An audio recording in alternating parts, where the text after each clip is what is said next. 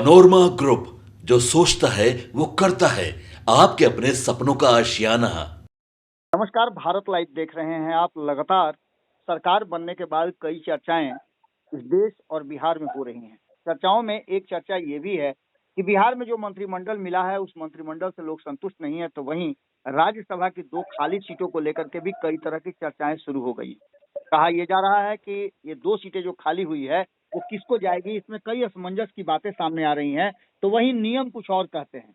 नियम क्या कहते हैं हम इस पर चर्चा करेंगे ही, लेकिन इसके साथ साथ आपको बता दें कि देश भर में लगभग 10 सीटें खाली हुई हैं और इन 10 सीटों में फिर से राज्यसभा लोगों को भेजे जाना है, लेकिन इसके नियमों के तहत फायदा भारतीय जनता पार्टी को होता नजर आ रहा है। अभी जो वर्तमान परिस्थिति है उस परिस्थिति के अनुसार देश भर में राज्यसभा की कुल 10 सीटें खाली हुई है, जिसमें 2 सीटें बिहार से भी खाली हुई है। हम बिहार की सीटों पे बात करने के लिए आपके सामने हाजिर हुए हैं, लेकिन ये जानना बहुत जरूरी है कि 250 सीटों वाली राज्यसभा में 240 संख्या अभी चल रही है, जिसमें 90 की संख्या अब भारतीय जनता पार्टी के पास है। इसके अलावे आपको बता दें कि 20 उनके सहयोगी दलों के यानी 110 सीट है। और अब जो वर्तमान परिस्थिति बनी है उसमें जो 10 सीटें खाली हुई है उसमें 10 सीट में से 10 सीट एनडीए को जाती हुई दिखाई दे रही है। इन सारी परिस्थितियों को अगर ध्यान में रखा जाए तो बिहार में 2 सीटें खाली हुई है, उसको लेकर के काफी चर्चाएं चल रही है कि ये सीटें किसको जाएंगी, क्या होगा, चुनाव की पद्धति क्या है। इस विषय पर बात करने के लिए हमारे साथ आलोक जी हैं। आलोक जी बिहार की राजनीति को बहुत अच्छी तरह से समझते हैं और तथ्यों को अपने ढंग से प्रस्तुत करते हैं। हम आलोक जी से इस विषय पर बातचीत करेंगे कि आखिर ये जो सीटें खाली हुई हैं इसके क्या मायने हैं और इसको कैसे भेजा जाएगा इस पर राज्यसभा के चयन के बाद। हालांकि अभी तक इसकी अधिसूचना जारी नहीं हुई है, लेकिन अधिसूचना जारी होने के बाद इस 10 सीटों पे देश भर में और 2 सीटों पे बिहार में कैसे चुनाव किया जाता है। आलोक जी बहुत बहुत स्वागत है आपका। जी बाबा, इसमें नियम ये कहता है जी कि जो राज्यसभा की सीट का जो चुनाव होता है वो एकल पद पे चुनाव होता है। जैसे एक सीट खाली हुआ तो उसका एक सीट का चुनाव जी होगा। नियम ये कहता है कि खाली हुई सीटों पर एकल चुनाव पद्धति का प्रयोग किया जाता है, कि जिसमें संख्या बल के आधार पर एक एक सीट का अलग अलग वोटिंग होता है, यही ना? हाँ हाँ, और ये इसका फायदा सत्ता पक्ष को होता है। जी जी। और जहाँ तक बिहार की 2 सीटों का सवाल है जी तो बिहार में विवेक ठाकुर की जो सीट खाली हो रही है उसका कार्यकाल 2026 तक है। जी और मीसा भारती के सीट का कार्यकाल 2028 तक है। जी। तो ये दोनों सीटें एनडीए के खाते में जाएगी। भाजपा और जेडीयू दोनों एक एक सीट अपने आप अपने में बांट लेंगे। जी और देखा जा रहा है कि इसमें मीसा भारती सीट पे जेडीयू की दावेदारी है और विवेक ठाकुर की सीट बीजेपी की दावेदारी है। जी। और यहाँ ये भी देखा जा रहा है कि अभी तक जो बिहार से जो 16 राज्यसभा की सीटें हैं जी उसमें 4 बीजेपी के पास है, 4 जेडीयू के पास है, 5 आरजेडी के पास है जी और 1 सीट जो है कांग्रेस के पास है। जी। और इन दोनों सीटों का अगर चुनाव हो जाता है जी तो बीजेपी और जेडीयू 5-5 सीट पे हो जाएगी, आरजेडी 4 सीट और 1 सीट कांग्रेस की हो जाएगी। जी और 1 सीट माले। जी। तो ऐसा देखा जा रहा है और ये कन्फर्म है कि इसमें लालू प्रसाद जी की कोई दाल नहीं गलेगी। और इसमें जो भी, और अगर उपेंद्र कुशवाहा का बात आता है जी तो भारतीय जनता पार्टी के सूत्रों से पता चला है कि हो सकता है कि विवेक ठाकुर की सीट पे उपेंद्र कुशवाहा को मौका दिया जाए।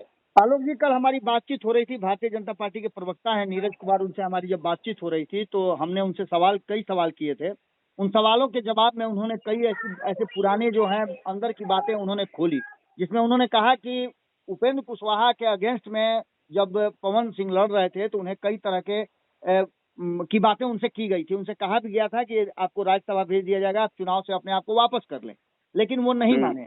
तो क्या ऐसा लगता है, जैसे कि जिसकी चर्चा हम लंबे समय से कर रहे हैं, जैसे ही प्रधानमंत्री को एनडीए के घटक दलों ने चुना कि हमारे नेता के रूप में नरेंद्र मोदी होंगे, उसके बाद उनको बधाई देने और उनसे मिलने वाले लोगों का तांता लगा हुआ था, उसमें उपेंद्र कुशवाहा भी गए थे। और जिस तरह से उपेंद्र कुशवाहा से वो मिले थे, उसे देख करके लग रहा था कि उपेंद्र कुशवाहा के लिए भारतीय जनता पार्टी कुछ विशेष सोच रही है।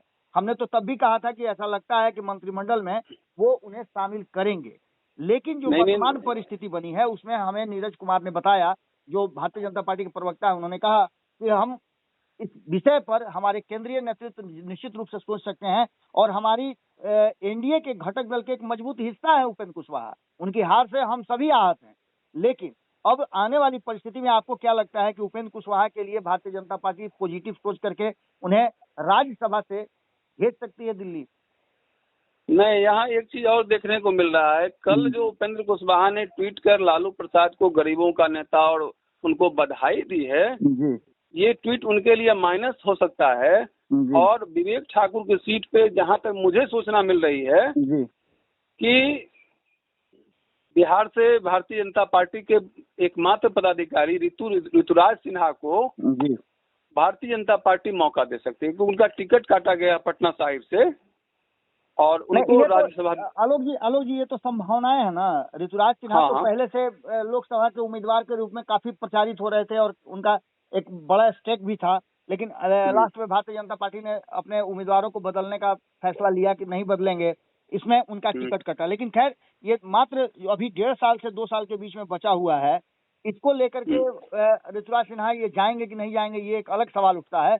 लेकिन कई लोगों के नाम इसमें आ रहे थे, जिसमें उपेंद्र कुशवाहा का भी नाम आ रहा था। और एक ट्वीट की बात कर रहे हैं तो बहुत सारे लोग हैं जो राजनीति में व्यक्तिगत रिश्तों को भी महत्व देते हैं। आपके द्वारा बातचीत के दौरान ये भी पता चला कि बहुत लोग लालू प्रसाद को जन्मदिन का बधाई देने गए हैं। इसका मायने ये नहीं होता है कि वो लालू प्रसाद की पार्टी में मिल गए, ये एक सामान्य प्रक्रिया है और व्यक्तिगत रिश्तों को भी अहमियत दी जाती है। लेकिन जहां तक नाराजगी है कुशवाहा समाज की, उस नाराजगी में कहीं ना कहीं भारतीय जनता पार्टी के लिए 2025 के चुनाव को यदि ध्यान से रखती है तो उसका कहीं ना ये फैसला होना चाहिए कि उपेंद्र कुशवाहा को कोई ऐसा स्थान दिया जाए जिससे सारे मामले जो हैं और सारा गुस्सा जो है वो ठंडा हो जाए। अगर नहीं ऐसा होता है तो आप समझ रहे हैं कि 2025 के चुनाव में क्या होगा। तो क्या आपको लगता है कि उपेंद्र कुशवाहा को मौका मिलना चाहिए या देगी भारतीय जनता पार्टी? नहीं, उपेंद्र कुशवाहा को मुझे नहीं लगता कि राज्यसभा भेजेगी। हमको लग रहा है कि उपेंद्र कुशवाहा को भारतीय जनता पार्टी बिहार का प्रदेश अध्यक्ष बना सकती है, क्योंकि कुशवाहा वर्सेस कुशवाहा सम्राट चौधरी का पद खाली हो रहा है। उपेंद्र कुशवाहा को कैसे भारतीय जनता पार्टी कैसे प्रदेश अध्यक्ष बनाएगी? उनको ऑफर दिया जाएगा, अपनी पार्टी का विलय कर लें। तो ये ऑप्शन तो जदयू के तरफ से भी उनको मिल सकता है। जदयू की ओर से वो अभी नहीं जाएंगे। वो जदयू की ओर इसलिए नहीं जाएंगे कि वहाँ उमेश कुशवाहा उनके कट्टर विरोधी हैं और कई बार दोनों में हॉट टॉक भी हो चुका है। यहाँ सम्राट चौधरी डायरेक्टली उनको विरोध नहीं किए थे और उनको एनडीए गठबंधन में मिलाने में सम्राट चौधरी की भूमिका रही है। तो यहाँ उनका दाल गल सकता है। जहां तक जानकारी मिल रही है कि उपेंद्र कुशवाहा को लेकर के भारतीय जनता पार्टी का नेतृत्व काफी संवेदनशील है और ऐसी संभावनाएं व्यक्त की जा रही है। आपने एक नया एंगल दिया है कि उन्हें प्रदेश अध्यक्ष बनाया जा सकता है, लेकिन जो हमारी जानकारी है उस जानकारी के अनुसार जो वर्तमान परिस्थिति है उसमें भारतीय जनता पार्टी हर हाल में ऐसे लोगों को स्थान देना चाहती है जिससे कि राज्यसभा में भी उसका बहुमत हो जाए। असम से कामाख्या प्रसाद तासा और सर्बानंद सोनोवाल की सीट खाली हुई है, तो वहीं बिहार में मीसा भारती और विवेक ठाकुर की खाली हुई है। महाराष्ट्र में उदय राजे भोसले एवं पीयूष गोयल वाली है, तो हरियाणा में दीपेंद्र सिंह हुड्डा वाली कुर्सी खाली हुई है। ज्योतिरादित्य सिंधिया मध्य प्रदेश से लोकसभा चुन करके गए हैं, तो वहीं राजस्थान की सीट जो खाली हुई है केसी वेणुगोपाल जीत करके गए हैं। त्रिपुरा से विप्लव कुमार देव, ये 10 लोग हैं जो राज्यसभा से निर्वाचित थे और ये अब लोकसभा में चले गए हैं। तो ऐसी स्थिति में जो परिस्थितियां बन रही है कि भारतीय जनता पार्टी को इन 10 सीटों पे यह फैसला लेना है कि एनडीए के घटक दल के किन लोगों के साथ वो सीट का बंटवारा करेगी और जहां जहां जिसकी सरकार है, जो नियम है उस नियम के हिसाब से विधानसभा में संख्या बल के आधार पर ये चुनाव होता है और एकल पद्धति से चुनाव होता है। हर सीट के लिए अलग अलग चुनाव होता है, यानी कि बहुमत वाले दल जिसको वोट करेंगे उसकी जीत होगी। और ऐसी स्थिति में एक सीट का घाटा राष्ट्रीय जनता दल को होता हुआ दिखाई दे रहा है। तो वहीं आपको बता दें कि जो संख्या बल की बात है उस संख्या बल में अब बिहार से, जैसा कि आलोक जी से हमारी बातचीत हो रही थी कि अभी वर्तमान में जो 5 सीटें राज्यसभा की आरजेडी के पास है उसमें से एक घट जाएगा और बीजेपी जेडीयू की जो सीटें हैं उसमें से दोनों की एक एक सीटें बढ़ जाएगी, यानी 5-5 सीटों पे हो जाएंगे। कांग्रेस के पास एक सीट है।